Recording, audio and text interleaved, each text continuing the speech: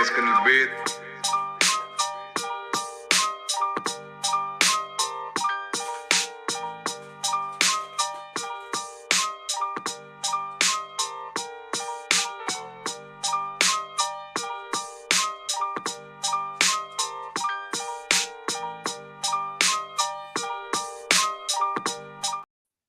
Hey everybody, welcome back to the Midcard. Today is May 18th. I am your host, the GOAT Bams, and I'm here with Joey Wrestling. Joey, how you doing? Yo, not bad. Yourself? Not bad, dude. Not better than last week.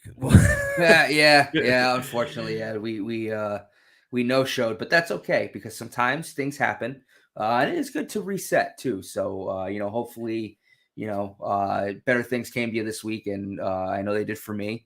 And Oh, yeah. we're back. Just got done filming another episode of Three Dudes Brews, so look for that coming next month. Great time, great episode. I think the viewers, people who like that show, are gonna love it. Oh yeah, Buddy's really excited about it. I'm glad he's doing Buddy is very much enjoying going to the breweries, if you know what I mean. I can only imagine, dude. He loves it. That's something that he likes to do anyway, so him doing a show on it is just perfect. It works so well. It's great. I'm glad that we were able to get that he's got the a couple people that want are into it as well. With Ed and Costas, they're really into it. I am learning day by day, making sure, because it's not live, which makes it easier, but making sure the audio is good, the everyone's in the shot, and it's a fun experience because I'm not a film major. I'm a tech guy, but that only gets you so far. So, but it's a good time. It's something to look forward to if anyone's watching and wants to just see some guys drink beer and talk to a guy who's and talk to a guy who's been working at Smug for basically ever. Yeah, dude, he's excited about it. I'm so happy to see him like excited like this about stuff. So it's good to see. You know what I mean? We have our passion project here. It's the Midcard, and then Buddy has he loves beer. So like, that's just it's always been his thing, Buddy. I love beer, and that's what I do. He's always said that. I love to drink beer, and that's what I love to do. It's hey man, if it works, it works. You know what I mean? Mm-hmm. But let's get into it, man. This week in wrestling, kind of a slow week on Monday Night Raw. I'll tell you what, it was just a slow week for news in general. But I'm very excited for the finale for the King of the Ring and the Queen of the Ring. And I think you look like you were about to I look like you were about to lead into something. No. I was a little nervous. I don't like how they do all the matches on Raw until the finals, because I used to like that you had 2 or 3 matches at the King of the Ring. You know what I mean? Like, I agree. Yeah. Like, don't do the whole tournament in one night, but like maybe the semifinals and finals. Like, it's the King of the Ring. It does make it weird that it's the King and Queen of the Ring, and there's only going to be 2 King and Queen of the Ring matches on the show. Obviously, I get the logistics. It's to keep the talent from getting injured. You don't want people pulling double duty and blah blah blah. I get it, but no, you are 100% right on that. It feels weird. It's just something I miss from the old school way to do things. Yep. You know what I mean? Like, that's one thing I thought they did like perfectly right was the King of the Ring. Was you had like 2 or 3 matches. Those guys at the end of the night, they're exhausted, they're beat down, but you're gonna get the best of the best, and they're gonna win. Whoever wins is the King of the Ring, and that's it. You know what I mean? And they, I want to see how they treat this, because in recent years they haven't done it well. Like back in the day, you would see somebody win a King of the Ring, and that would be their platform to superstar. Oh yeah, like that would be the next thing. Whether it was Owen Hart getting that rub, or was obviously the big one being Stone Cold Steve Austin when he got the stage. I remember some that bald was guy. Yeah. Right. I mean, even Billy Gunn, when he won, like he got platformed to the next level, and it was like that was just one of those things that if you got it, they're like, oh, that's the guy. You know what I mean? That's the next guy. Mm-hmm. Now, I would assume that the way that this is played, let's get into it. So it's I have a theory about what's going to happen. So let's get into Raw, then we'll get into those matches. Drew McIntyre kicked off Raw, and you didn't like it? It wasn't bad. It wasn't bad. I love the heel, psychotic, obsessed with CM Punk. But since he can't get his hands on CM Punk, he's just going to rip through everybody who kind of has wronged him in this sudden psychotic break that he's having in this obsession with Punk. I I do love like that. what Priest told him though. Like Yeah. I like the back and forth they had, Yep. and I'm not a big fan of Damian Priest, but like he handled that really well. He was like, "Well, you have nobody to blame but You yourself." look in the mirror. Yeah, that was it. Like, Was his best. It was his best promo. It was his best promo right, since becoming champion. easily was like easily was the best one that he's done since getting that title, and that's like stuff that's needed because I think we all know he's a transitional champ. Yeah, Like he's not going to be a long it's term champ. it's very clear he's going to lose it at the live event in Glasgow. How do you pronounce it? I don't know, but yeah, Glasgow, Scotland.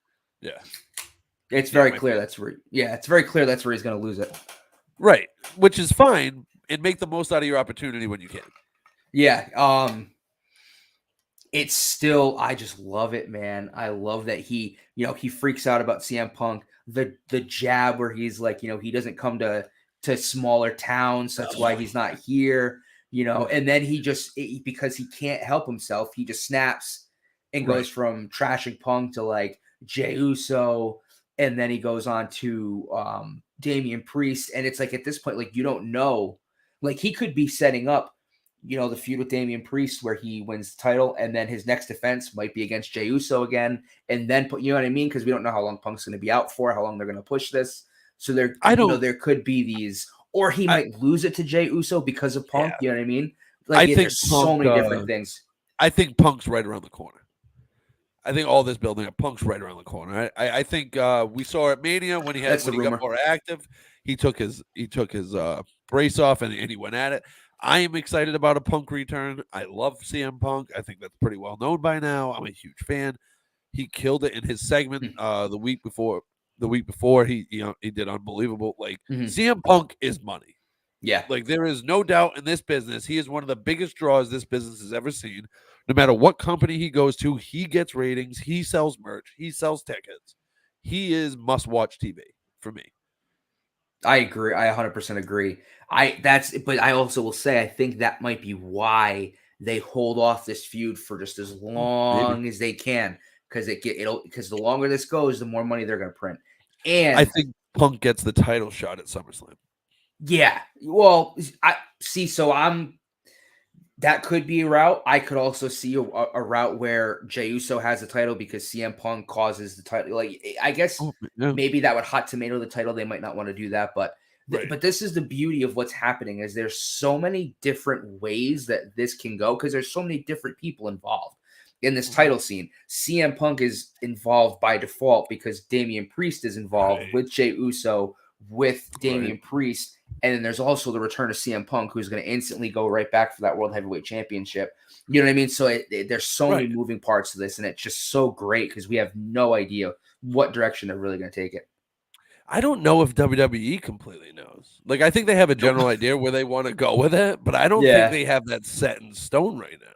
It's a Michael Scott special. It's an improv conversation where they just kind of start the conversation and hope they figure out where they're going by the end. Triple H hasn't steered us wrong yet. You know what I mean? He's dropped the ball a couple times on some minor stuff, but overall he's done. Yeah, everything seems to be going pretty well. Good job. Oh, so then right after that Drew McIntyre segment, we get the Queen of the Ring, Io Sky versus Shayna Baszler. Decent match. I thought this spectacular, but decent match. This was way better than it had any right to be.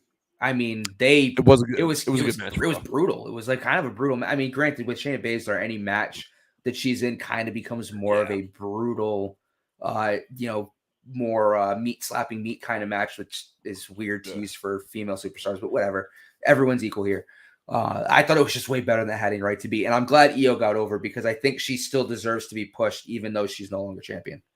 Right. And I think that's why they're doing it. Like they took the title off her, but they're still keeping her in the eye. And right after that match, dude, they go into a banger of a match with Kofi Kingston and Gunther.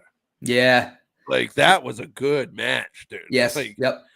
I mean, I always know, when Kofi Kingston gets in the ring, it's going to be good. And Gunther's obviously unreal in the ring. They're two of the better performers that are on Raw right now, and they put on a match as you would expect them to put on. And it wasn't just necessarily like you were pretty sure Gunther was going over, but there was enough behind Kofi where maybe, just maybe, Gunther had everything. I feel like they're heating him up. Like Oh it's a yeah, slow burn. It's a slow burn. Like he lost the title, but obviously he's going to get a run at the world title eventually. Will he I get it? I Maybe, just maybe not. But I just wish he was on SmackDown, man. He is the oh yeah, heel that Cody should feud with, who he would eventually drop the title to and flip flop it. Cause like, so there's a good still shot. I forget where I saw it, but like when Gunther gets in the ring, when his opponent's already in the ring, he gives this just like little sly smile where like he enjoys the enthusiasm of his opponents because he's like, that's great. I'm so happy for you for being ready and amped up to fight because I'm going to smack the shit out of you. It's just that little smile and little details in Gunther's character that like I'm a Gunther fan at this point. I wish they yeah, would I have kept like his him, name because it does feel a little dirty to be saying like I'm a fan of Gunther, knowing like the name and everything. But I love the character and I'm very excited. I think he's probably gonna win the King of the Ring, for being honest. dude. Gunther has taken. So I forgot what his name used to be even, but it Walter. was Walter, right? And In then it was NXT Gunther UK. Ludwig or Gunther Kaiser or something. And then they were like, oh, wait a minute. Yeah, Huh. maybe There not. was a not very nice person whose this name was, and they dropped the surname pretty quick. But he's one of those guys that took the name change and just didn't matter. Yeah. I mean, Yep, didn't matter. he's just so good. And in Right. the physique change too, where he went from being, and I hate saying this with my body type, but being He was for a heavier. wrestler a little doughy. Yeah. And I Yeah, mean, he was heavier. he's just cut his shit now. It's Dude, he lost a ton of yeah. weight. He looks like $1,000,000. I Like don't he's even a think it was lot necessarily scarier. weight. I think he just trimmed body Yeah, fat. You know what I yeah, mean? that's true Like he too. just trimmed body fat, and it's insane. It's insane the physique that he has now. Dude, he is fun to watch in the ring. He is so Yeah. good. Like he Yes, is so and he's good. very simple. It's kind of like Pete Dunne in a Yes. sense, where like Yes. I love watching Pete Dunne because it's just a very simple form of wrestling, but it's so I love clean, Pete Dunne. precise, and obviously they both kind of come from a similar background from where they originated from. Yeah, They both I just remind me of William Regal. yeah, yep. Like that's the style. Very You know what I mean? technical, very technical, technically grounded, more like actually professional wrestling than like professional Right. wrestling, if that makes sense. Right, dude. And that's William, I yeah, enjoy that. William You Regal need guys like that on famously the like road. forced Goldberg to actually wrestle in the WCW, Dude. back in the day. Have you ever seen that? Do you remember that match? Yeah, I just watched yeah, that match I did too. recently because I I did saw it. too. I I was like, think it had to have been on something because if you saw it, I saw it too recently. So it was yeah, I forget something where had it on. somebody popped it up on Oh, a it was podcast or something was it like like the that, and then I downfall watched of it. it was that the Oh, it part of might the have been, yeah. the what killed the WCW or whatever. It was like part of that thing, Yeah, I they were think. talking about Goldberg, and then Yeah. William Regal said they told me to go out there and wrestle with him, and I did the Yeah. best I could. Yeah. And And he's like, he I did, exposed him for He's like, I but exposed him like for like like he could not actually wrestle. no. And if you're gonna go in a ring with a guy like William Regal, you have to have some kind of skill, You gotta and be he able to didn't. grapple. Like you Goldberg, gotta be able to grapple and chain and yeah. yeah, Goldberg was a one-trick pony. Yep. You know what I mean? He was 100%. a quick match. Looks like $1,000,000. Well, Jack Hamu has amazing strength, but there's nothing to it at Prototypical all. former football player. Yeah, and he was just like he's one of those guys I can't stand. And again, might be a little biased because of my love for Bret Hart, but he was brutal to watch, dude. Like Yeah. Goldberg couldn't cut a promo. All he yelled was, "Who's next?" He got over because of the quick matches, and he was undefeated for so long. But then he took himself too seriously, like he was actually winning these matches. Yeah, like Like he had to protect he the was, persona. He still yeah. And doesn't then think he doesn't acknowledge Oscar's unbeaten streak because he's like, well, it's different. It was different time. All right. right, dude, and it's like I remember watching like Kevin Nash talk about it, and then he was like, "Yeah, we came up with an idea to protect Goldberg losing the streak, but we still had to beat him. Yeah. Somebody had to beat Goldberg." And then Goldberg's like, "It's bullshit that I lost. I still should have been undefeated." And it's like, dude, nobody wanted to see you anymore.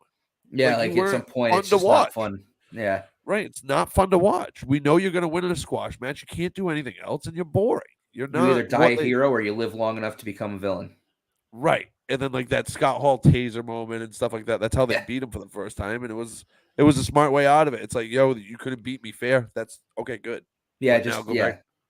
Now just kind of fall back a little bit. You know what I mean? And then he ended the greatest of all time's career, which sucks.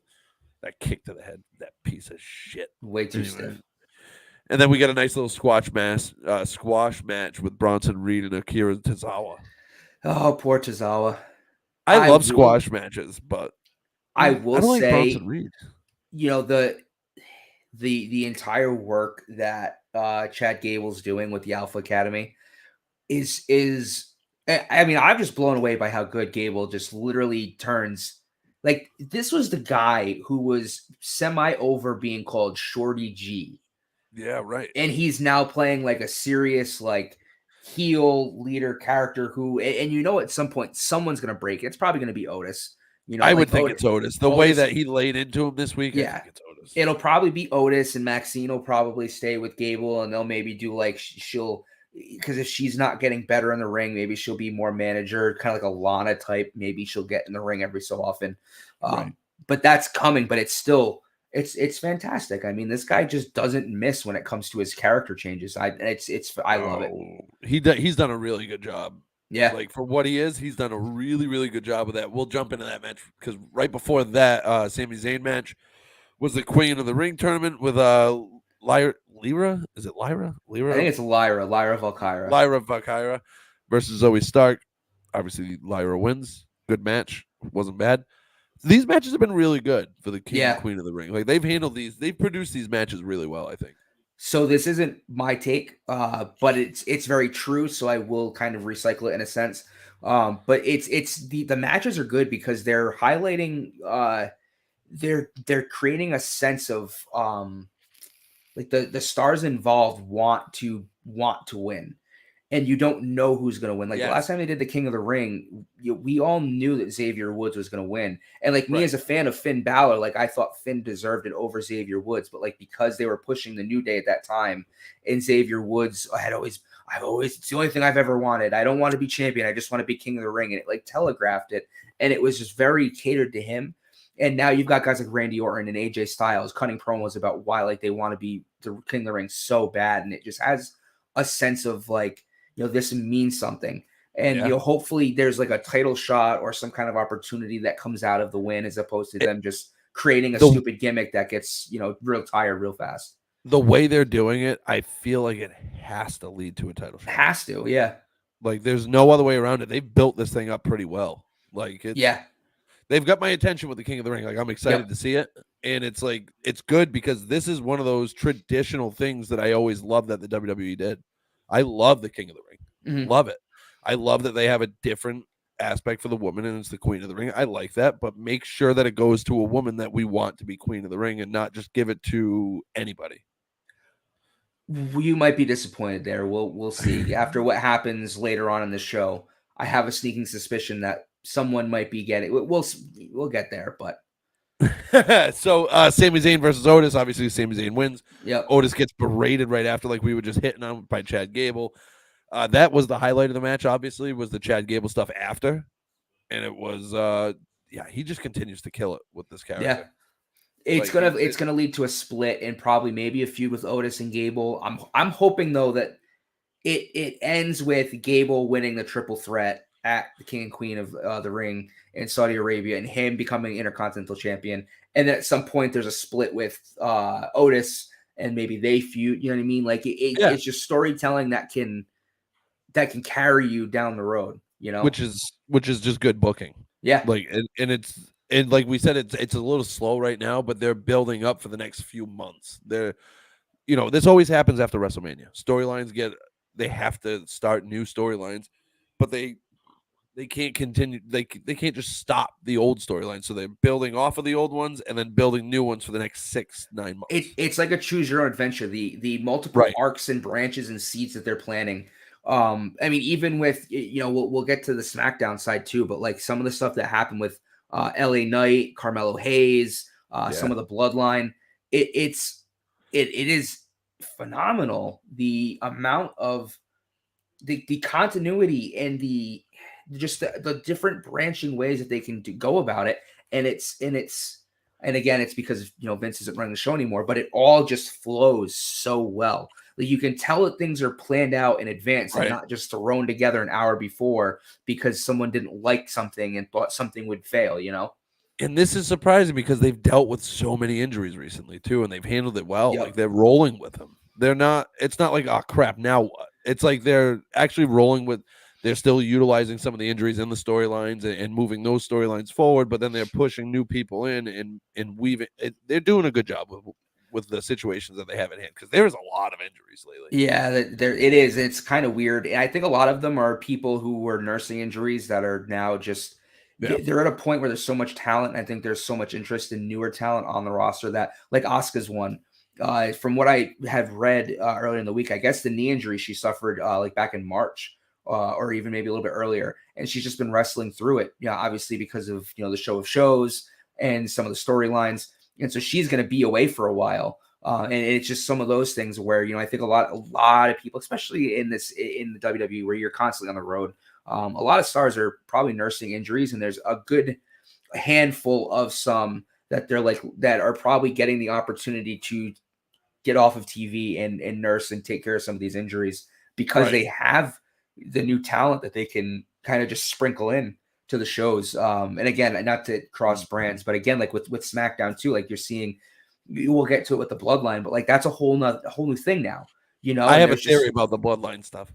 yeah, I'm sure you do. It's not anything brand new. It's what a lot of people are saying, but I'm the more that they go into like the way they're building that storyline, there's only one way to finish it. Yeah, yep. I think I know what you're gonna say too, but Right. we'll And we'll we'll get get into there. it when we get to SmackDown. But yeah, I mean, the writing's been good.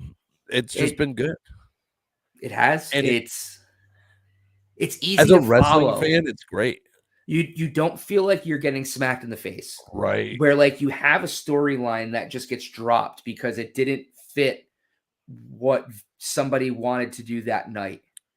And then Right. because they did something different, now that story's dropped and they have to go in a different direction. It just everything just seems to it just makes sense now. And that's what I said in a different life, in a different time, on a different show. I had said just like make it make sense. Like that's all I Right. want is it to make sense. It doesn't have to be good because it's not always going to be good. There's not always going to be something that I want to see, but just for the love No. of God, make it make sense. Right. If you're gonna do something, at least do it the right way.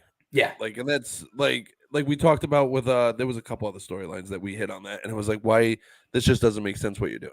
Like, Mhm. just whatever you're gonna do, go in the direction and make sure that we understand why you're there and we like where you're going. Or we don't like where you're going, but at least like in the storyline sense, we understand it. Yeah. Like it's pretty simple. Like it's not It's not rocket science, but somehow no, they turned it into it. dude, it's unbelievable. And then we get Becky Hogan. I mean Becky Lynch versus Dakota Kai again. I'm actually liking Dakota Kai in the recent weeks. I've always been a fan of hers. I I like it. always assumed I just think she had some injury issues. And then when she comes back, there's always just other superstars that are already pushed. I hope at some point she gets something of a push or a run. We'll see. I think it might be a little bit past that for So her, that but match ends in a disqualification, mhm. obviously, and then I'm gonna mess up her name again, but Lyra. Lyra Valkyra There it is, because I'm gonna mess up that last name. She jumps in and saves Becky saves, Hogan, yeah. Becky Lynch, you know, and obviously that's gonna end up somewhere between those two. Like that seems to be where it's. I would imagine that Becky Lynch. And I think there's another there. Yeah, it comes later in the show, but I think they've already done their feud in NXT. Lyra's already gotten the rub from Becky Lynch, so I think I I I think it's setting up for another feud that's going to happen after the. All right, so I'll get ahead a little bit, but I think the Lyra What? Valkyra thing is going to set up her versus Liv when Mhm. Liv ultimately takes the title from Becky Lynch. Which I would assume is gonna happen sooner than later. I think it might be they might have a match at the King and Queen of the Ring. I'm not 100% sure. I think you're 'Cause right. I haven't seen the full card for that, but I'm pretty sure I think that's that's what gonna I be heard on too. there. Which it's Liv's time. Like, Yeah. don't fumble the bag because if she doesn't win this time, then no, we're gonna get sick of it. And that's just wrestling fans are so finicky, and you already dropped the ball once. You had a chance to give Liv the title, and she didn't get the title. Give her the title. Just give her the title. If it doesn't work, you can always move on, but you have to give her a chance. Mhm. Like she's held the title before too, but it wasn't like she wasn't this hot. I don't think. I mean, no, there was she had. Well, I mean, she's really always kind of had a pretty devoted fan base, but there were there was interest in it. Yeah. Oh, I'm not just saying the there wasn't issue. interest. I'm saying right now, though, Yeah, is like you're right. I get what you're saying. Yeah, you're right. You're right in I that think right respect. now is the Yeah, hottest that Liv's been wrestling wise. yeah, Like, on the main roster. right, right. And I mean, she's come a long way because she was awful to start in the ring. Like, she was just very easy to look at. That was it, you know. And she's done a great job in the ring. That's Vince's So type. when I saw the next segment, I wanted to get your take on it. It's the Braun Strowman and JD McDonough thing. So I didn't see this. So this was there's a chunk of the show that I actually did not see. So you'll have to fill me in here. Oh man. So Braun Strowman was talking to my goodness. I forgot who he was talking to. But he was talking to another tag team, and then JD McDonough comes up to him, tells him to stop sticking his nose in Judgment Day's business. And then Braun laughs at him and goes, "Or what?" You know what I mean? Like, what are you gonna do?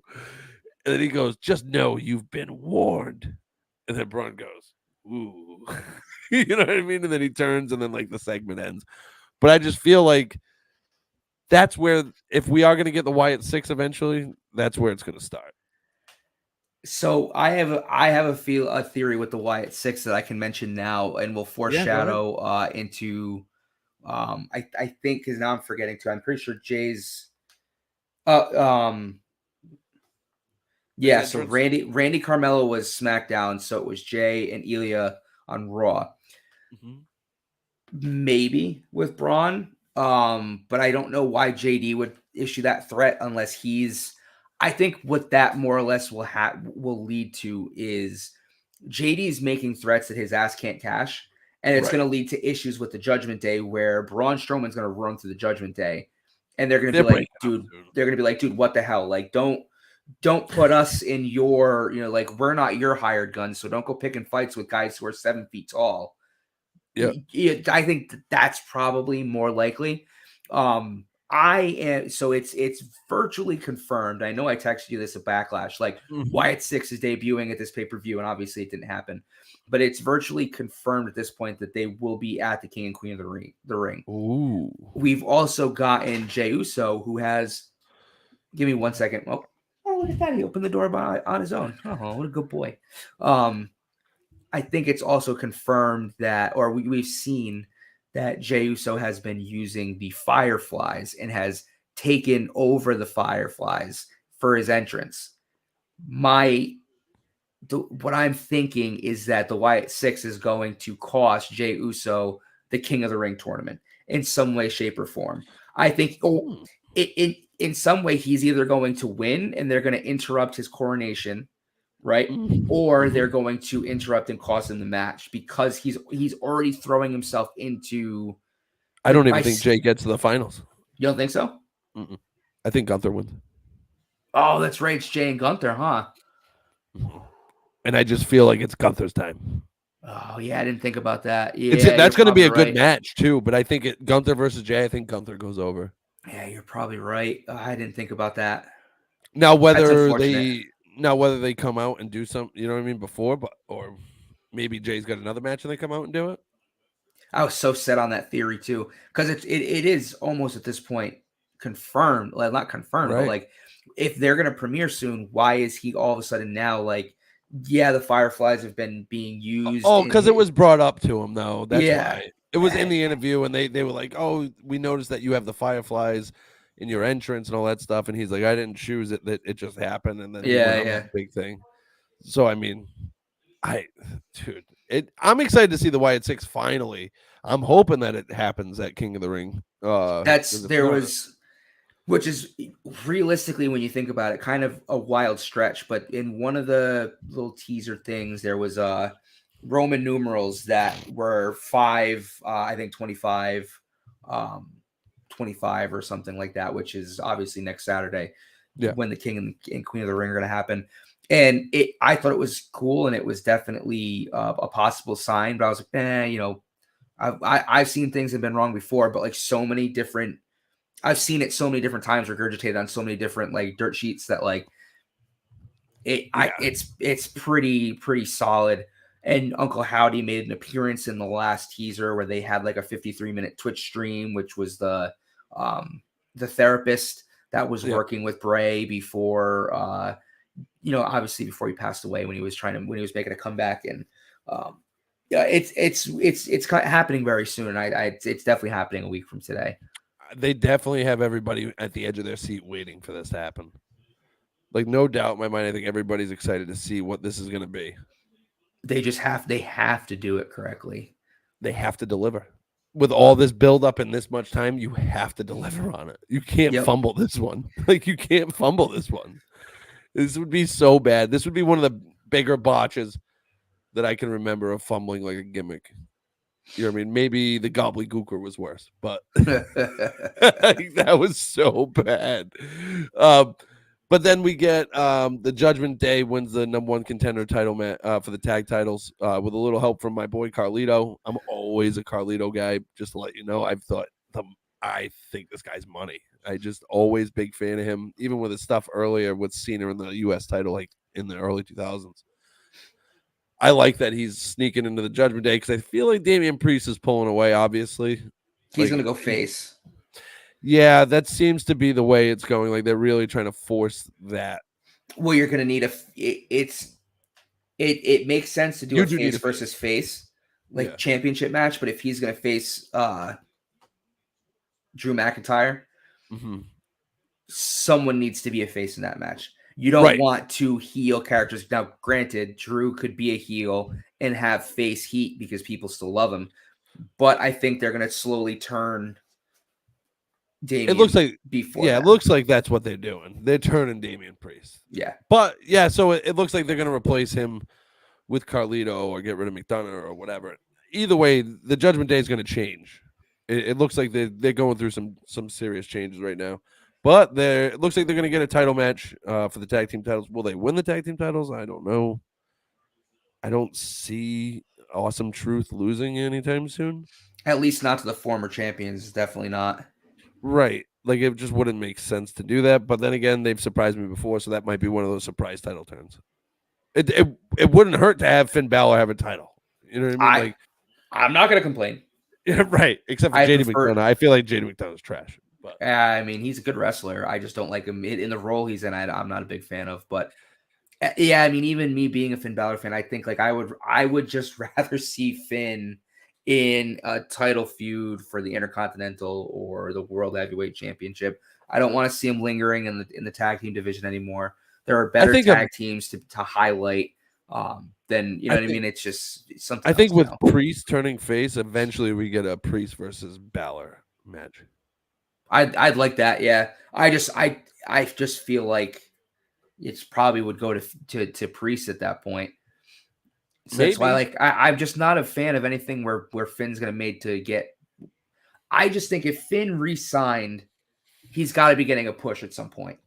It's not like Finn is like a typical mid-card guy. I know he's in the mid-card, but like he was the first Universal Champion. Like they trusted him enough as a star to give him a new brand title right off the rip. Right. So like at some point he was thought of as a top guy or someone who could lead the company. So like in my eyes, he's not just all like those injuries, dude. I think all those injuries scare them. He is a Triple H guy though. Like Triple H loves him. And that's my other thing is he's a Triple H guy. Yeah. So like I think there has to be a push coming for him at some point this year. Because again, like he didn't have to resign. Like he could have gone somewhere else and made just as much money and probably gotten pushed. Like being realistic, he could have gone to AEW and probably gotten a pretty good push in AEW because he is he's recognizable to WWE fans, but he's also very recognizable to the smarks. The New Japan AEW fans. He's very recognizable there. Yes. And he was a fan favorite of those people as well. It's not like he was just some guy. It's not like he was Luke Gallows or Carl Anderson, a great tag team in the Bullet Club, but like kind of give or take, like he was the original founder of the Bullet Club. Like he is a guy in wrestling. So he do very well outside of WWE. And I just feel like there has to be a push coming for him being loyal and re-signing. It's possible. I wouldn't hate it. I like Finn Balor. I've always liked Finn. I'm glad you feel that way. The show ended real fast. with his Virgil Devitt stuff. I love Devitt. Yeah. I thought he was great in New Japan. I thought when he first came to NXT, I thought he was great, and then he had a good run, and then he kept getting hurt, and I just said that's gonna suck because that's gonna hit him pretty hard, and it has. But I think you're right. I think showing his loyalty, re-signing, staying with the company, not turning his back, not giving up, doing the best with whatever he's given. Yep. It has to go somewhere with him. They still have the demon character like in their back pocket. Like they can still resurrect that because again, they don't have really I mean, the Wyatt Six are debuting, but they don't have that weird ethereal paranormal kind of character really. And so there's with the demon thing, I kind of like it, but I don't like how they locked him into that box because that wasn't initially what he likes to do. You know what I mean? Like he likes to switch it up. He always did different characters when he was in New Japan. At big shows, he would paint his face and like come out dressed as different characters, and then he came out as the demon, and it hit. And WWE's like, "Ooh, this is great," and then they just kept riding with the demon thing, and I'm like, I feel like they kind of stunted what he could have been. I mean, you could still make it so because the thing is it needs to be like it's a spectacle, like it's a thing. So like he's not going to get the same freedom to like change it up because because they want to sell merch. Yep, you got it right there. That's all it is. Any argument that I could have was basically just rendered invalid right there. That's the reason. Because they can sell the can sell the demon thing. That's what it is. And it's recognizable, and they're all about brand recognition with them. Yeah. You know what I mean? Which isn't a bad thing. It's not like a really bad thing to be like that and have your guys. But I just feel, I don't know. I'd like to see a different rendition of it if he brings it back. Yeah, I can see it. You know, I'd like to see him put a little bit of a different spin on it because Finn Balor is so talented, dude. He could do whatever he wants, really. Like, I think the world of him. I really do. The only issue with it, and I guess it's probably a good thing that they did give him a couple losses, is that you just knew when he came out as a demon, he was gonna win. He's gonna win. So that's also kind of the box you put yourself in, where like now you have this persona that like you don't want to lose and demystify it, but also if he comes out as that character, like it's over. Right. You know what I mean? So I don't know. I want to see it at least one more time. Like I miss his original entrance in general. Like I hate the Judgment Day music. Like I loved I forget what they called it. It was like something breathe, like can't breathe or something. I forget what it was called, but it's just it was a great entrance theme. He had a part that could get the fans involved. I think the fans would love to do it again. Mm-hmm. So I really I want to bring it back. Yeah, no, you're right. And then we get Jey Uso versus Dragunov. Obviously, Jey Uso wins. I've given it away. Right. Yeah, I think I did too when I was talking about the him versus Gunther. Dude, I mean, if you didn't know that Jey Uso was going to win this match, then what are you doing? You know what I mean? I mean, but it is crazy to like Ilya is the former NXT. Like he just dropped the NXT championship. This is like his first or second match on the big brand. Right. But you just had Jey Uso in a title match. Yeah, and not for nothing, but they did also have Carmelo lose too, so they're probably like paying dues or they got to start somewhere. Like they're not just going to start winning kind of thing, whatever. But it is, I mean, to me, it was one of those things where like I felt like it could have gone either way. Yeah, probably could have. You're probably right about that. What did you think about the show and all? Like what? It was a great show. No, I thought it was a great show. It was a good show. They're building up obviously for the King and Queen of the Ring. Yeah, I thought they did a good job. Like I actually did. Oh, you know what? One thing you did miss is Lyra Valkyra was getting interviewed. Becky comes over because she mentions Becky. Becky's like, "Oh, hey, yeah, cool, thanks, whatever." Leaves the shot. Liv comes in and is like, "Oh, like how do you deal with Becky being such a bitch or something like that?" And then like it pans a little bit to the right, and Becky's like just standing right behind her as Liv's talking all this shit, and Liv turns around and Becky just pops her right in the mouth. It was pretty good. Oh, really? Yeah, it was. Yeah, see, I think I sipped that because I sipped some stuff. I was like, yeah. Hey, not everything's for everybody, so I do the same thing. Speaking of not for everybody, dude, I watched the entire AEW Dynamite show. That's unfortunate. No, dude, I'm telling you, it was better than I expected it to be. I wanted to sit here and trash it. I did. And while some of the wrestling wasn't the best, like in the ring, You know what I mean? Like it just and the Jericho got the please retire chance again, which I think is hilarious. That's gonna haunt And, him until and he's until like, the end of. he's like, I know why you want me to retire because I'll be put into every wrestling Hall of Fame there is, but I'm not ready for that, and you're not ready for that. Like, and then he attacked Hook. You know what I mean? Because he's got the Yeah, FTW championship. It is time for Jericho to retire. I he's putting think. Hook over. I think it's one of the last. I mean, Right. he might be out soon, but he's definitely this is set up to put Hook over, Yeah, which I I'm don't okay with. Like I see. like Hook. Like I actually like Hook. I wish there was more character to it as opposed to just being Right. Right. like Taz Jr. and he's Hook. But I do think like he's just smaller guy, but that's kind of how his father was. But Mhm. he's got this like little bite, like this like kind of dog in him, where like regardless of his size, you know, like he's gonna fight, and he's he's a submission specialist. You know what I mean? Kind of like his dad. So Right. The I only like thing Hook. that he's not as intimidating as Taz was. Like Well, Taz had that presentation from ECW that you were I, like, oh, this is a big deal. yeah. You know what I Well, mean? Like, that's kind of, and again, and you know, it's all fun and games. I don't really want to trash AEW, but it's like one of the biggest issues they have is they don't present their stars or the people they're building correctly. You know, like you could build Hook to be a Taz like guy, but they just either they don't want to or they just aren't capable of it. I don't think he's ready for it yet.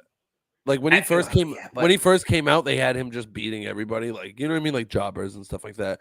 And they did a good job with him, but I just didn't think he was ready because he did they still need train to and all that stuff. But they still should have tried though. Like even if he's not ready, like you're in competition with the best right, wrestling opponent of all time. but Like you need to. he struggled to get over when he first came up. Like he was over, and then it was like he kind of wore it out a You know little what they bit. should have done? They should have kept him with this guy up here, Danhausen. I Oh yeah, loved that was great. Hookhausen. I loved Hookhausen. Anything Danhausen does, I'm in for.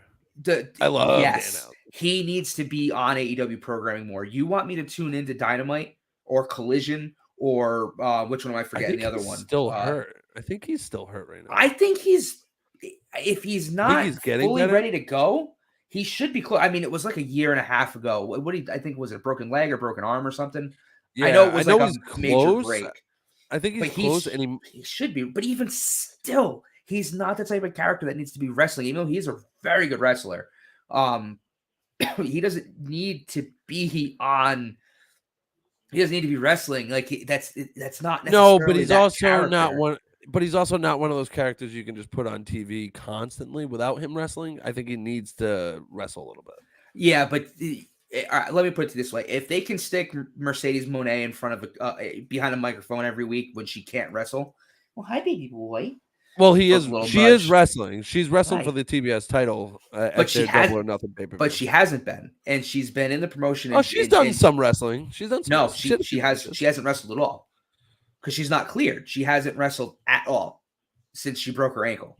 They brought her back, and she's only been on the mic. That's been one of the biggest stories that I've been reading. But Is that also being said, she's a big money spent.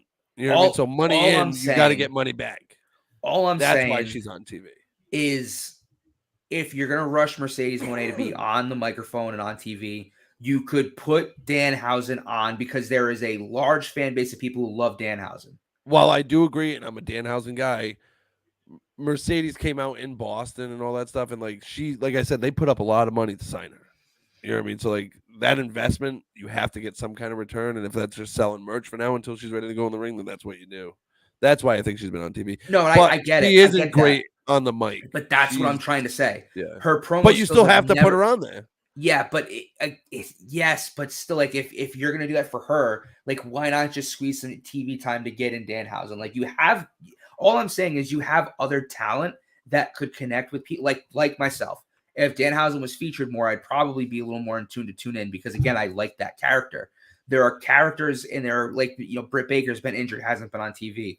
There are people they have on their roster who aren't being featured enough or are injured. Obviously. And but, like they should just utilize. All right, but their television show was pretty good this week. Like it was. I believe it. This is the first one that I've watched. You know what I mean, top to bottom. It started off with Moxley and Danielson, and they were going against Jeff Cobb and Kyle Fletcher. And good match. Obviously, Bryan Danielson. I love Bryan Danielson. John Moxley, he's all right. I don't hate him. I don't love him, but it was a great match. They obviously went over, but back and forth. It started out the show like this is what started was their entrance, and then they just kept. It was great, dude. They did such a good job. And then they had Edge or Adam Copeland call out Malachi Black, which that's going to be a fun match. That's in a Yeah, it cage, is. a barbed wire cage match. That's going to be fun to watch. I don't know if I'll pay for it. I'll definitely stream it. Well, I bought the first like 10 pay-per-views they did, and then like there was a few that I was like, dude, I'm just wasting money right now. And then some of it was like really tough to defend, and I was like one of those guys going to bat for AEW when they first came out, like. And when they had that exploding ring match, that was the most disappointing thing I've ever felt as a wrestling fan. It was sparklers. And I'm like, oh, dude, come on, bro. Like, come on. In today's world, that's what you do? You know what I mean? Yeah. Like, come on. Like, But just don't do that. but that being said, I feel like when I watched it, and I know some people are going to take this as a slight, and it's not meant as a slight. It feels like the early TNA days for me. Like watching their program feels like the TNA days when they just signed Christian Cage and they just signed Kurt Angle and they had Booker T and all. Like it feels like those Sting days. was back, and Right. That's what it feels like right now when I was watching it, and I like that because I'm a big TNA guy. Like I love TNA, and I loved it when they were getting hot, and like I paid tickets. Like I think I brought this up in the show before. Like I paid pretty good money to go watch Samoa Joe versus Kurt Angle at Lockdown, and they called it Boston, but it was in Lowell, Massachusetts, and it was one of the best shows I've ever seen live. No matter the wrestling company, that was one of the best shows. And I feel like AEW they have so much talent on their roster. Like when I was watching their roster like this week, I'm like, oh man, I forgot that guy was there. Like, oh dude, like you know what I mean? Because I haven't been watching it because like I kind of get turned off by their product a little bit. But like it was just because Hook came back after that, and then we got this is right where I was like, I forgot he was on their roster, and it was the Young Bucks versus the Fallen Angel, Christopher Daniels. Oh yeah. As a TNA fan, man, Yeah. there was no better. Like he was money. Yep. Like, and he was Matt one of the top Sydal. guys. He was actually the top guy in TNA for a long time. Dude, he was great. And then he was Curry Man. And then he was Curry Man. And but yeah, dude, it was they ended up like firing him, the Young Bucks, after their match. They were like, you put your hands on me last week. You can't do that. You should know that as an executive. Unfortunately, we have to let you go.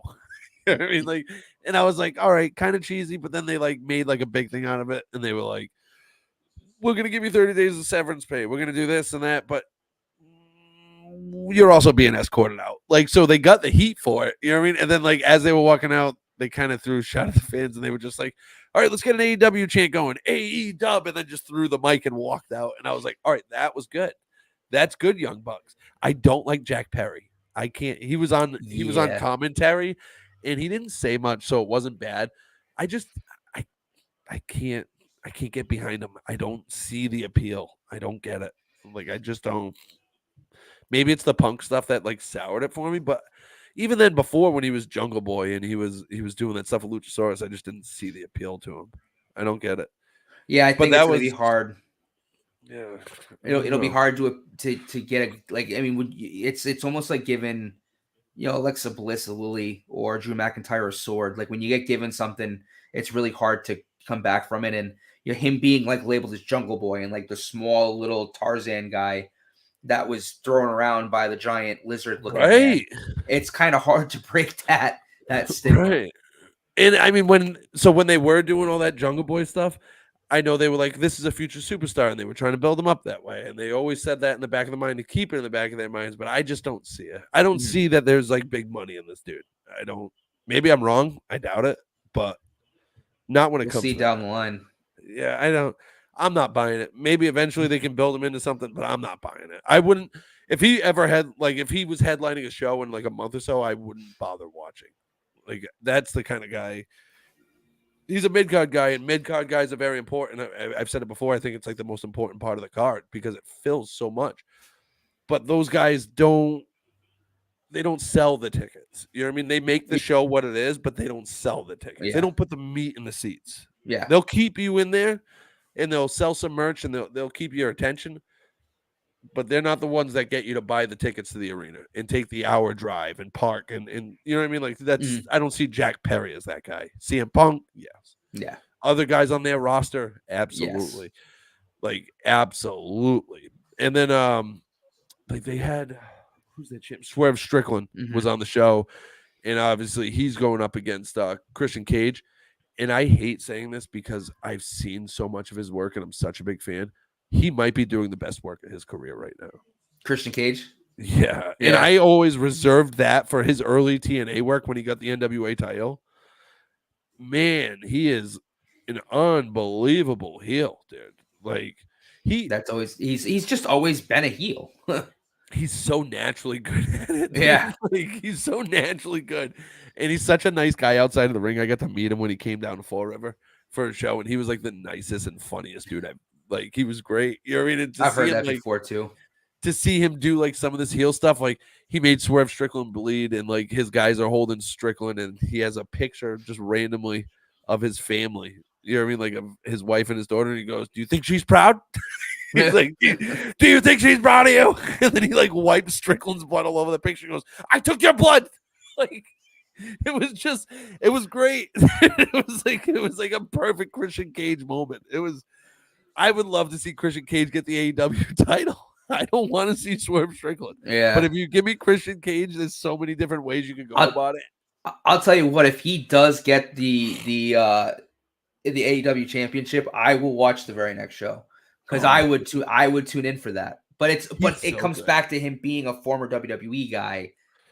You know what I mean? There's like we talked about before, like, and I know like they take a lot of heat for this, and TNA takes a lot of heat for this and all that stuff for signing old WWE guys. But you need to sign WWE. Yeah, guys. and like where else are they going to go anyway? Too, it is one of those things. Like right, they obviously have to go somewhere, so they're going to the like right. And you can have all these great young talent on your roster, which they do. They're loaded. Like AEW is loaded with talent right now. But you need those house names already. Like they need to be recognizable to the casual fan, and Christian Cage I think has that still. You know what I mean? Because a lot of casuals know him. Throwing this. Sorry, I just wanted to throw this. I just wanted to because I want to see if you've heard this before and if you can confirm. Christian Cage, when he came up with the peeps gimmick in the WWE, the whole thing we call everyone as peeps. Didn't he start that because he asked his wife what would be like the most annoying thing that would like bother her, and she was like, or he said something like he said something about like my peeps or whatever, and she was like, that's the most annoying thing I've ever heard, and he was like, I'm gonna use that, and it ended up being like this big thing he did for his heel character in the WWE. That's all I can think. That was just stuck in my head. I had to blurt that out. I think I broke my vape, but sorry. Yeah, and I think you're right. I have like 10 of them, so it doesn't matter. Do you know that he also came up with the what gimmick? Did he? Well, he was responsible for it. I guess what happened was Stone Cold left a voicemail to Edge and Christian, and I think it was on Christian's phone, and he was just like he couldn't hear anything or whatever it was when he was talking, so he just kept going, what? And then he like kept going, and then Christian was like, you need to do that. Like on the mic, like that's money. And then Stone Cold's like, no way, dude. He goes, dude, that is the most annoying thing that's ever happened. And then so like Stone Cold started doing it and it got over. Yeah, but it was it was a voicemail that he left those guys. I just recently saw a clip of The Rock and Stone Cold in a what battle, and it was just the funniest thing ever. Where just The Rock's going, who what, and Stone Cold's like, oh, what, just in the, oh my god, I gotta go back and watch some of those. Dude, they were the best. Oh, they were the best. They were the best, dude. But time moves on, everything moves on. You know what I mean? Like we'll never get the Stone Cold again. We'll never get a Rock again. But we can appreciate. I mean, there's so much talent in wrestling right now. I still think that Cody Rhodes and Gunther could be the next big heel face, like heel face rivalry in pro wrestling. It's very possible. I mean, Gunther's got it all, and Cody's got it all. I think we get Cody Rhodes as a heel soon, though. I don't think he stays face. No, there's no way. He's going to be a face until the crowd turns on him. He is as hot, which is sooner than later. It's sooner than later, maybe. But I just think he's as hot as a baby face as John Cena. He is the John Cena for this generation of the WWE. That's what he is. He's the next John Cena. whoever you want to say was Cena before Cena. You know what I mean? Like he's that next guy that like just unbearably hot action hero figure guy that like the kids will look up to, is going to carry the brand. Like I think that's what Cody Rhodes is right now. I just Undertaker did a podcast and he said that Cody gives him heel vibes. And like the more I think about it and watch Cody, I'm like, dude, he could flip this character so quick and be the biggest heel in the I business. think you're right. But I think I mean, even they never really flipped Cena because it would be too hard. But right. I just think they see Cody as that next. I don't want to say as like the next Cena because he's not Cena, he's his own Cody. But like in comparison, I get what you're saying. That like that face figure, the face of WWE. I think is Cody, which is crazy to say. And tell me 5 years ago you thought that anyone would utter that statement. But like he is the face of WWE, and he is going to be the face of WWE. I think going forward, like I think that's just that's going to be him. Did you watch SmackDown? Yes. All right, I did not. So I did not make it through all. Oh, before I end Dynamite, it ended with Okada versus Dax Harwood, in great match. Okada's unbelievable. Yeah. Like he is unbelievable in the ring. His promos need some work because like he misspoke when he was, and I was like laughing because obviously there's a language barrier. And you gotta get that. You know what I mean? But man, is that guy smooth in the ring, dude? He is so good to watch. Like it's been a while since I've actually watched like a full Okada match. I watched some of his New Japan stuff back, when he was in New Japan and all that stuff. But man, he is good, dude. Him and Dax had a great match, and then that ends with the Young Bucks and Jack Perry coming out and jumping Dax Harwood. Obviously, FTR comes out. The rest of FTR. And I forget who, and Bryan Danielson, because they're doing a 4-on-4 match. They do like an in-stadium anarchy match, which they've done the last few years. It's kind of their version of like Survivor Series, which I don't mind. I don't mind the way they do it. I like it. It's it's like a different take on it, but you get the same feel, which you need to do. You know what I mean? Like you get the same feel, but it's different, and I like that. And since they had, what's his name, go out with an injury this week. Eddie Kingston, right? Eddie Kingston, yeah, he got hurt. He actually broke his leg. I'm pretty sure broke his leg. Like it's and so the Bucks and Jack Perry use that to get heat. They're like, oh yeah, get better, Eddie. Yeah, they killed him basically, which is great. You know what I mean? Like use that, that because Eddie Kingston's all right with it. Like use it. That's cool. Yeah. Like so then they down a guy for their 4-on-4 match, and they're like, oh, it's gonna be 4-on-3. So then the Elite just beating the shit out of these dudes, and then Darby Allin came back. Which was cool. Nice. You know what I mean? Like the crowd, he got a huge pop. He's very popular. It was a cool way to end the show. Waiting to see how he does on his own. Yeah, it's gonna be interesting now that there's no Sting. And I think this is a good way to transition him into it. You know what I mean? With a 4-on-4 match, but put him in the main event kind of picture. Yeah, give him the rub with other top stars and see how he does and see how the crowd reacts. But don't just throw him out there all exactly. Yeah, don't put him in a one-on-one feud. Don't, you know what I mean? Like give him the rub with other guys and include him in a big group and see if he then They handled it well. Yeah, they handled it really well. I thought I like the way that they did. Sounds like a good show. It was a good show from top to bottom. I said it. Yeah, from top to bottom, AEW was really good this week. I'm going to continue to try to watch it. It's tough. There's so much wrestling. It's insane. Collision's on right now, or it's starting, or it's start at 10, or it's Collision starts at 10. Yeah, you're 9 right. to 10. It's either 9 to 10 or 10 to 11. I don't watch it. It's something like that. Yeah, I haven't either. But just thinking of it, like it's a Saturday and there's still Collisions on tonight. Right. And then you have SmackDown, NXT, Dynamite, Raw. Like if that was all I was gonna watch was wrestling, Rampage. then it would. That's the other one I was thinking of. Rampage. It would be perfect if that's all I was gonna. And then TNA. Like you have all these. Like I can't keep up with it all, especially with the Celtics in the Eastern Conference Finals now. Like I gotta watch. At least we get some time off since the Bruins decided they'd put us all out of our misery. Oh, dude, I woke up to that news this morning. I was like, not surprised. I was mentally prepared for overtime. I was like, all right, whatever. Like, probably losing overtime. It's fine. And then a minute 33 on the clock. And I forget who it was off the top of my head now. I mean, you had to know that this year they weren't going to be good. They had no right to be where they were. Right. They don't have, I mean, this could be a whole show, but like their top line center was Morgan Geeky. A guy who's on, I think, like a rookie deal or like a PTO deal. Like he is at best a third line center, and that's like at best.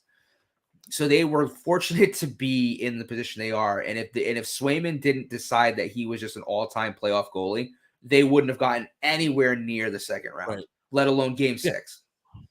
So between all that stuff, all this playoff stuff happening, and my Phillies being on top of the world right now, it's tough to just watch Hold every on. I'm second. sorry. As a Red Sox fan, like, let me just show you my eye roll.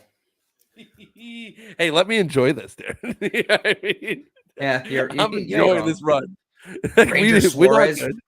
Ranger Suarez randomly having a freaking Cy Young type year. Like, good for you guys, I guess. Yeah, I mean, you need it. You need the pitching alongside Nala and they've had one of the best lineups. Nola and Wheeler, yeah, at the top of Nola and Wheeler. Thank you. I was trying to think of Zach Wheeler. But they've also had 2 Don't young test guys. me. I know Phillies. I know my baseball's where I shine, my friend. They have Andrew Painter and all that stuff, and yeah, Painter's. Is he starting or is he still kind of middling in AAA? He's young. I know he's like very young. He's only 20 Nick years old. Abel's another guy you guys have coming up. Yeah, he's same age. Like, they're 2 young studs that they could Yeah. be really good. You know what I mean? Like, and I'm excited. I just thought we'd see Painter earlier, but he got hurt last year, and that cost them a year and a half now. So hopefully I hope you guys are interested in Kenley Jansen. I wouldn't hate it. I hope you don't hate it. Have him. Give us something. I'm a realist with the Red Sox, and it's just I want them to sell off some of these like big contracts of guys that like, yeah, you want a closer for you don't want to lose games in the 9th inning, but like we should do a baseball show. I'd be down. We should. Did it before. We're gonna talk about this off air because I would love to do a full baseball show. Okay. But let's get to SmackDown. I missed it. I know like the big thing that was supposed to happen was Cody Rhodes and Logan was supposed to sign their contracts. So this sucks because it is not a championship versus championship match. Logan Paul refused to put his United States Championship up and basically said that Cody had not done anything to deserve a chance at the United States Championship. So it is actually only for the WWE Championship. That's whack. Yup. So the only reason I was interested in that match was to see Cody get the Grand Slam. So that happened. He had a run in. Logan Paul had a run in, I think, with LA Knight. So like, there's probably LA Knight ended up is either can go into a feud with Logan Paul after this. Carmelo Hayes, he had some heat with. So they're setting up for other feuds that they'll probably strip the United States Championship off of him. With. But yeah, nope. It is only for the WWE Championship now. So then I guess they kicked off the show. Bianca Belair versus Tiffany Stratton. Yep, and this was a decent match. But it was obviously Belair going over a million miles away. And Stratton, I don't know what she tweeted out, but she supposedly like there's reports she doesn't have heat, but she tweeted something that potentially garnered a little bit of heat in the back. I saw that. Yeah. So, I don't know what the tweet was, but she has some kind of issue now. Yeah. So, I mean, I don't know. I think she wasn't going to win anyway, but like it definitely didn't help her situation. And she's supposedly one of the next big stars as well. So, but it was, I mean, Bianca's probably going to win. It's either her or Nia Jax at this point. Well, actually, we'll find out next week. We get LA Knight versus Tama Tonga. Tama Tonga going over. I'm interested to see what they're going to do because, like, if I can't fathom that I get they're trying to make the Bloodline this big faction still. They're trying to keep that flame, and which is weird because it's a completely new faction now. Like it's the Bloodline, but like it's not because like it's Tama Tonga and what's his Loa Toloa? The frick is Tongaloa. Tongaloa. Like it's a completely new faction now, so it's just weird. And I like Tama Tonga. Like I like what he did in New Japan, and I like that he's in WWE with the same name. Mm-hmm. And putting him over LA Knight, I think, is such a crazy move because LA Knight is still so over with the fans, and he's just not getting wins. And there's no way that Tama Tonga is going to beat Randy Orton. So, like, why are we like, if you're going to feed him to Randy Orton to lose, why don't you give that spot to LA Knight, who should be in that? It's just a weird. I don't get what they're exactly setting up for. I mean, I'm here for it because it's very interesting, but it's just weird with the whole like trying to protect certain guy thing, where like it's just who are we protecting and where are we going with it? You know, right? It is very strange. And then we got the Cody Rhodes segment that we had already covered. I don't like that it's not for the dual titles. Yeah, it sucks. It's weird. It kind of seals the fate that Logan's gonna lose. Oh well, I mean, there was no way he was gonna get to win the WWE Championship anyway. I understand, but there could have been a shred of doubt. You know what I mean? Me and you probably feel the same way. I just really wanted to see Cody walk out with both of those titles over his shoulder, like the U.S. Championship over his shoulder, right next to his like weird American Nightmare tattoo thing. Yeah. Like, I just thought that would have been cool. And then he just goes, "I have done what nobody else could do and slain the Logan Paul that nobody could beat. I really don't want this championship because I don't need it. I'm going to relinquish it, and you guys can have a tournament over it or something." That's what I would have done. If you want to protect Logan Paul, because they weirdly have. I mean, he beat Kevin Owens and freaking Randy Orton, man. Dude, he brings an audience with him. Which I get. But that's what I'm saying. So if you want to take the title off of him, which they should, because that title should be featured on programming like the Intercontinental Championship, what better way to strip it off him is to have him just lose the WWE Championship? Like, makes sense he wouldn't beat the WWE Champion, and then just have the WWE Champion relinquish it. Like, I'm the WWE Champion. I don't need this Midcard title, but I did what nobody else has been able to do. I beat Logan Paul. Like, aha, I'm the hero. Now, like, let's put this on someone who deserves it, kind of thing. Yeah. I mean, that could have been a way. I don't know. But it's not going to happen. I literally just wasted 5 minutes of my life explaining that because it's not going to happen. And then we get Jade Cargill versus Nia Jax, where Nia Jax wins by DQ. What are you thinking putting both of these two in a match together? Because like Jade's still not looking all that awesome. Like she looks awesome, but she doesn't. She's still rough around the edges in the ring. And Nia kind of sucks. She's awful. It was really funny though. At one point, Jade Cargill's daughter is at ringside, and like she goes up to her daughter and says something. I forget what it was. And then Nia like throws her out of the way, like beats crap out of her, and then just looks at her daughter and was like, "Your mom sucks." And it was just so funny, like because Nia plays that heel so well, but it was it was just weird. And of course, like it ends in DQ because they can't give it what happened. I just saw something that has nothing to do with wrestling. I was checking something else, and apparently Tyson Fury lost. Really? Yeah. Huh. He was fighting a guy with a weird name, right? Something Sue or something Usyk. Like that. Yeah. Usyk. I kind of know what I'm talking about. Wow. I'm going to have to watch that match. I forgot that was on early, dude. Damn it. Fury believes he beat Usyk, though. Pick of Fury getting knocked. Usyk he got. I mean, I guess Usyk fucking beat him around for a round or whatever it is. But I'm gonna have to watch that. If it was by decision, I don't understand how you can give Usyk the whatever. You can't give a guy all those titles on a decision like that unless it's like clearly obvious that they dominated. That's old crazy. That threw me for a loop here. That really threw me for a loop. Holy crap, dude! I'm a big Tyson Fury fan, so that one stings a little bit. Like that. Wow, that one was bad. Holy shit. Anyway, let's get back to wrestling. Yeah, someone needs to take a cold shower really quick. Yeah, Jade Cargill versus Nia Jax was just brutal. They're boboth not great in the ring.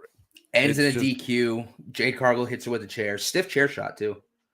Yeah, it looked really stiff. It did look stiff. I couldn't believe it. But I mean, you're going to get that when you get these two in the ring. And I mean, Nia has it coming. She's not exactly been super soft with other wrestlers. I mean, she did break Becky Lynch's nose in the middle of the ring and launch Becky Lynch's career into the freaking stratosphere. Very true. Unintentional. But and then what was the other thing that she did? Ow, my hole. Oh, yeah. Wasn't that was the thing, right? That was it, right? Yeah. She fell. Like she took she took a bump or something and like landed like for a leg drop or something. Yeah. Yeah, she went for a leg drop and like missed, or like somebody moved and she like landed on her ass, and then she just went, "Ow, my hole." Yeah. I remember that being a big thing. That's what I remember Nia Jax, that and her hurting everybody. Literally hurting everybody. Yeah, like legit for shoot hurting everybody that she got in the ring with. Then we get DIY versus Legado del Fantasma. I don't think I missed much on this, but it was a good match. It was a very good match, to be honest. Well, DIY is something special, dude. Yes. They've been like they are tremendous. I've talked about it on the show. I Yeah. very much am support it. I think they're going to get a title shot at they're going to face a town down under at King and Queen of the Ring. Probably going to lose because I couldn't see them taking the titles off of A-Town Down Under this soon. But, like, holy hell, would I love to see DIY get a title run. And they're also Triple H guys, so you never know. I could see DIY getting the titles. The booker in me, I don't know if I would want A-Town Down Under to lose the titles that fast, especially because I think they've only had, like, one title defense. But in the same breath, screw those guys. DIY is a much better tag team. Right. And they are, dude. They're a real tag team. And then they have a couple backstage segments. Byron Saxton interviews AJ Styles. He said he doesn't know where to go from here. He's got a doctor's appointment next week, and he'll see how things go. That's got to be building up for something. I don't think AJ Styles is done yet, right? Like, he looks like $1 million right now. He looks like the best he's ever looked. Yeah. You never know. Yeah. That's true. I love AJ Styles so much, dude. Like, I just love watching him wrestle. It's so much fun. And then we get Carmelo Hayes versus Randy Orton for King of the Ring. This was a really good match. Randy Orton, who I have said 1,000,000 times over, and I take some heat for this, but if you're not putting Randy Orton in your greatest of all time conversations, you're doing something wrong. Yeah. I feel like he was handicapped by the PG era, and if you put him in the Attitude Era or like even now as a heel, his work in the ring and on the mic and everything, and he's been doing it for 20-something years. He's got longevity. He's got all these different gimmick changes. He's so smooth. He's perfect in the ring. Everything looks effortless. There is no wasted movements with Randy Orton. Well, in having Carmelo Hayes in that match, the RKO off the springboard, off the ropes was beautiful. Carmelo took it perfectly because he's athletic. He bounced off perfectly. It just looked phenomenal. Sometimes they do stuff like that. Like what was that? Evan Bourne. He did the moonsault. He was on AEW too, and he still looks like $1 million. I was like, oh, this dude. And then he did some stuff, and I'm like, wow, he still got it, dude. Holy shit, he still got it. But yeah, dude, I think Randy Orton. Could you see Randy Orton win King of the Ring? I think he is going to win King of the Ring, to be perfectly honest with you. I initially thought he was going. Because I can't see Gunther losing, but I could see Randy Orton and Jey Uso in the finals for the King of the Ring, and Randy Orton being one of the last feuds with Bray Wyatt, not counting LA Knight, talking about the Fiend, and really kind of what I think is the last real run for Bray Wyatt. A Wyatt Six family intervening with the guy who's stealing the Fireflies against the guy who basically put the Fiend out, put Bray Wyatt out of wrestling, could really bring a lot of juice. Like, there's a lot that can go on there, but it probably will be Gunther versus Randy, and honestly, probably if it's that match, Gunther probably goes over Randy. Which sucks, but like at Randy's stage in his career, I think it's the right thing to do to put Gunther over, because at this point, Gunther is, I think, the right call for to win. I have never even thought about the Wyatt Six coming out to attack Randy Orton until you just said that. Yeah, that makes all the sense in the world. He's technically, if you discount the LA Knight thing, because that was kind of weird and was like a soft launch. Mm-hmm. Realistically, the last big thing Bray Wyatt did in the WWE was defeat Randy Orton. Huh. Yeah. I like that, dude. I love that idea. And if Alexa Bliss is part of the Wyatt Six, which may or may not happen, like, she's also connected. You know what I mean? Like, there's all these threads, Right. That does make sense. I never even thought about that. That's a great idea. Maybe that's what happens. You know what I mean? Maybe they interfere or attack him after the match. If it's Jay and Randy, I mean, it kind of writes itself. I don't see Jay getting by Gunther. I don't either, but I'm just saying because that's still a possibility. That's still in the world. It's not Friday. But man, what a match that would be. Gunther versus Randy Orton. Yeah, and I just think, as much as I do respect Randy Orton, not that I'm never been the biggest fan of Randy, but I respect his character and what he's done. I would put him, in the greatest of all time conversation. Right. I think in that match, especially with Randy having I don't know if it's real or not, probably fake, the knee injury, because he was favoring his knee, it was wrapped up. You put Gunther over there. I'm an Orton guy. I've been an Orton guy forever. I'm like a huge Orton guy. We So talked like about it. I love him, dude. When you watch him, dude, it's so effortless. Like in the ring, just Yeah.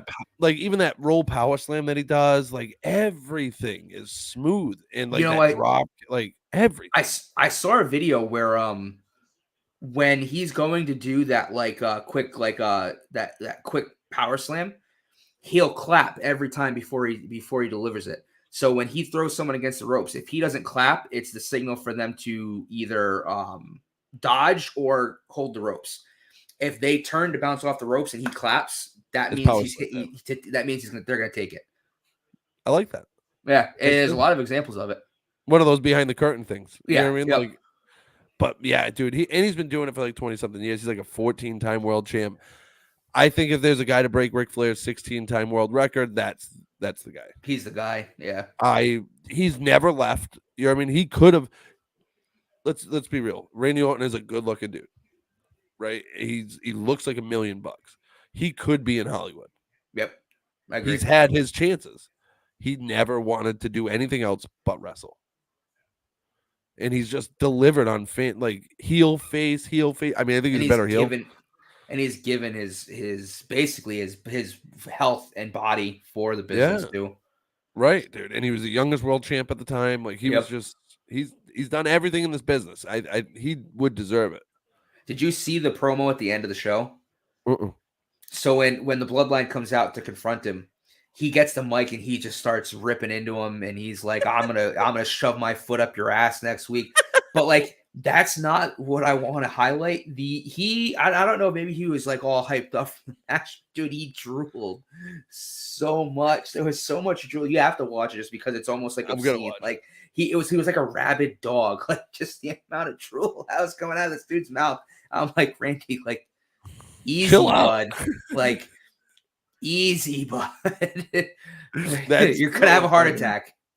He does that though. He gets himself really worked up. Yeah, he always does it, dude. But he like sold the aggression well, which is kind of the point too. Like it worked well. But it was funny, just seeing so much drool coming out of his mouth, spit flying everywhere.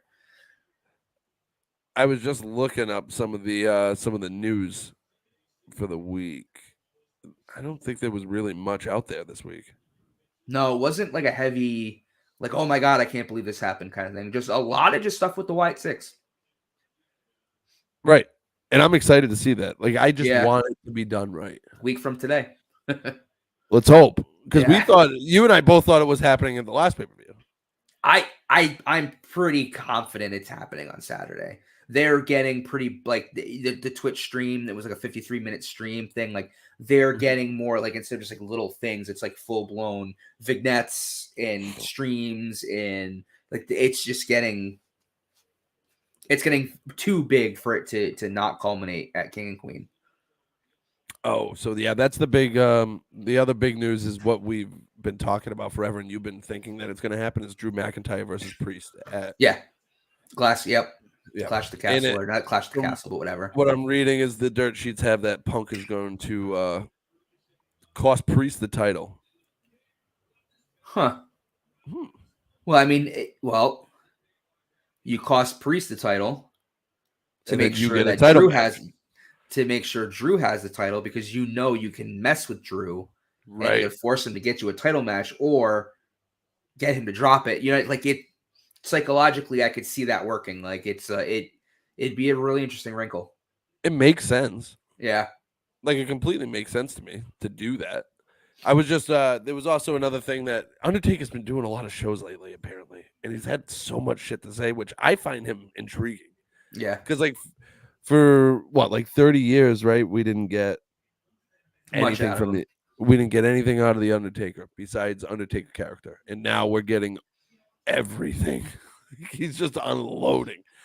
And I guess he said that he did not enjoy the corporate ministry. He says, but how much can I actually push back in a situation like that? I didn't like it. I thought as soon as it became the corporate ministry that it all got watered down, which is fair. Do you remember the corporate ministry at all? Like very faintly. I was still pretty young at that time.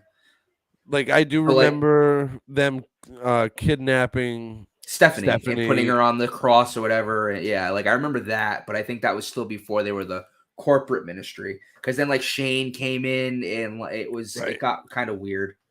The Ministry of Darkness was one of those cool factions I always enjoyed with Yeah, Midian and Viscera Viscera. Yeah, and Boss. Even Boss Man yeah, did some great work yep. there. Taker was great. Uh, it just brought a flashback. The only time I've ever feared for anybody's life inside of the ring was when they hung Big Boss Man from WrestleMania 15 from the cage, and they just Yeah. like he was just. It's like, oh, they actually killed him. I was like, oh my god, he's dead. It's a real dead body. My dad was like, no, he's not dead. He's fine. And then he looked at the TV and goes, oh my god, they hung him, dude. It was like those things that I remember from like child, dude. Oh man, that was so. We got to do another pay-per-view. You want to do a pay-per-view randomizer? Yeah, let's do it. Let's end the show with that. We're gonna do it live here. All right. Hopefully, it's like a late '90s WWE. Like, all right. Oh, if it was so like that's 99 Bad Blood, I'd love that. That's what I'm gonna ask right now. You want to do WWE, ECW, or WCW? I want did to do WWE. WCW last time, so we'll do WWE. We'll do WWE since we did WCW last time, and then No Way Out 2001. That's actually, if I remember correctly, that was a really good pay-per-view. That was the first one that came out. I will tell you the card right now. And I think that's a really good pay-per-view. It looks. All right. I'm just pulling up the card right now. Event.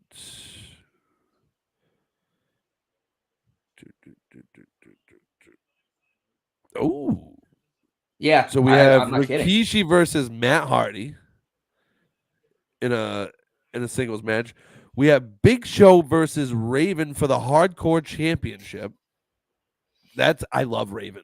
Yeah. I don't know if I've ever talked about him. Oh my god, the wrestling mind on that dude. Yeah. Like he was he was one of my favorites, dude. In WCW and ECW, I loved him. His WWE work was all right. That's gonna be a fun match. No. And I mean, and he was a WCW guy. Yeah. Right. And he was a WCW guy. And then we had a fatal 4-way for the Intercontinental match. That was Chris Jericho versus the man who I will never name, Eddie Guerrero and X-Pac. It's Chris Benoit. I was gonna say the guy that you won't name. Does he start with Chris? Does his first name start with C? I kind of figured that. Yeah, that's great. That's a great. So let's talk about Chris Benoit for a second. Great wrestler in the ring, horrible personality. Yeah, I'd love to.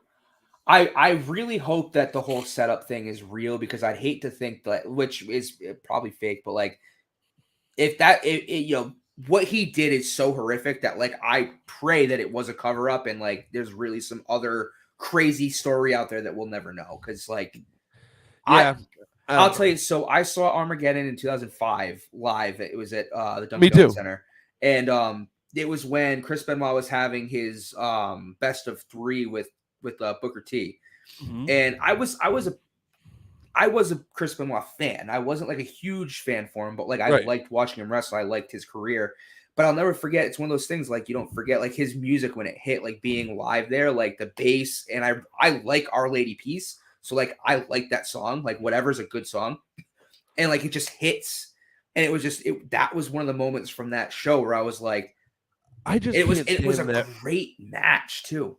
I just can't stand that wrestling fans constantly want him to be in the WWE. You can't put him in the WWE Hall of Fame. Stop asking. Yeah, he murdered his son and his wife. His entire family. He deserves to not exist. In a corporate setting like that, like until something else comes out proving that he didn't do it, he did it. That's how I feel. 3 people died in that house. I heard Paul Heyman say this. 3 people died in that house, and 2 didn't have a choice. Yeah. Piece of shit. You know what I mean? Just as much as big of a fan as Aaron Hernandez as I was when he was a football player, he's a piece of shit. Yeah. You murdered people. You're a piece of shit. You took lives that you don't have a right to do. Yeah, you have don't no have right to do that. You have no, and especially a young kid and your wife. Like it was your child. Like they should feel the safest with you, and and you took advantage of it and killed them. Like that's not fair. Like that's not right. And I hate when wrestling fans are like, oh, Chris Benoit. And it's like, first of all, you probably weren't even a Chris Benoit. Nobody was like Chris Benoit was boring. Like he was great in the ring, but that's all he had. Like he was great in the ring. He was not a good orator, so to speak. Bryan Danielson is better in the ring than Chris Benoit was. Oh, that's very, very accurate. Like, why are we even talking about Chris Benoit like he was the greatest of all time? He couldn't even shine some of these guys' shoes nowadays. Bret Hart was better than him in the ring. You know what I mean? That's also, that doesn't even need to be said. Right, but some people like, oh no, he was great. He wasn't the greatest. You just remember him for horrific things and think he got a bad rub for it. He didn't get a bad rub for it. Like until something comes out and proves he didn't do it, he did it. Yeah. He doesn't deserve any accolades or any recognition or anything like that. Like I agree with that 100%. You can enjoy his in-ring work and like say, hey, he did have some great matches. He had some great matches. You're absolutely right. Other than that, there's nothing great to be said about that piece of shit in my mind. That's just me. You know what I mean? Like I just hate when people online talk about it. I'm just like, shut up. Like just shut up about it. It's so wrestling fans annoy me. There's like a section of wrestling fans I just want to punch in the face. It's just so bad. So then we get Stephanie McMahon Helmsley versus Trish Stratus. I will watch anything that Stephanie's in. Yes. I love Stephanie McMahon, dude. Always have. We get Triple H versus Stone Cold in a 2 out of 3 falls. This is a banger of a pay-per-view. I'm telling you, dude. I remember this. This is a banger of a pay-per-view. I remember this being a good pay-per-view. Steven Richards versus Jerry Lawler. That should be interesting. Okay. Ooh. I think The Rock is there's a championship match with The Rock in this, isn't there? Yeah. Triple threat tag team tables match for the tag. So like this is easy. It's going to be Edge and Christian, the Hardys, and well, you got 2 of them, right? Yeah. Yeah, 3D. Bubba Ray and D-Von, right? You got 3D. You got Edge and Christian. Who's the third team? Is it Road Dogg and Billy Gunn? You're gonna love this. You're gonna mark out for this. Scotty 2 Hotty? It's the Brothers of Destruction. Yes, you are correct. Yes. It's gonna be great. Oh, I can't. Yep, I'm about to go watch it now. Sox are probably losing, so I'll cry first and then get some. And then it's The Rock versus Kurt Angle for the world title. I think I've been seeing because there were promos leading up to this where Kurt Angle was like, where the Rock and Kurt Angle are in like the back the locker room and The Rock's like, close your eyes, dream. Kurt Angle hits the ankle slam. He's like, yeah, the ankle slam. He's like, and then he puts The Rock in an ankle lock. Yeah, the ankle lock. And it's one, and he gets The Rock to tap, and he's the WWE champion. And he's like, now open your eyes. It's just a dream. And he just starts mocking him, and it's like, oh my god, it's so good. This is going to be a banger of a pay-per-view. Yep. This is it is. A banger of a pay-per-view. We've got lucky twice. Yeah, I think this is the luckiest so far. This is hands down. This is going to be unbelievable. This is going to be fun to watch. Do you have anything else in the rest of the world? I think we covered like everything. Story. I think we marked out pretty hard. I think I got it out. I've been 2 weeks of anticipation. I think we got it. We got it pretty good. Yeah, dude. And we will. We're gonna watch this pay-per-view. We're gonna talk about it next week. I can't wait for it, dude. This is gonna be a lot of fun. Hell yeah. This pay-per-view is going to be so good. I knew it. I had a feeling because I can remember the poster for this pay-per-view. Like I remember this just being an overall great pay-per-view. We definitely lucked out. Yeah. And then maybe the next time we'll do an ECW one and we'll just rotate different. You know what I mean? Yeah, we'll do what was it? Knights Remember 99 or something like that. What was their famous one? I don't remember which one it was, or New Year's Eve 99 or 96. I forget, but yeah, we'll definitely talk about it. Yeah. But I can't wait for No Way Out 2001. This is gonna be a good show to watch. This is gonna be a lot of fun. Man, and I love that it's so available to us now. Yeah. Like it's not like the tape trading days. You know what I mean? Like streaming platforms are great. Like we just go to Peacock, just push a button. And that's what I'm going to do right when I get out of here. I think I'm going to go watch it, dude. Oh, with that being said, I am the Goat Bams. This is Joey Wrestling. Thank you for joining us on the Midcard, and we will catch you guys next week. On the flippity flip.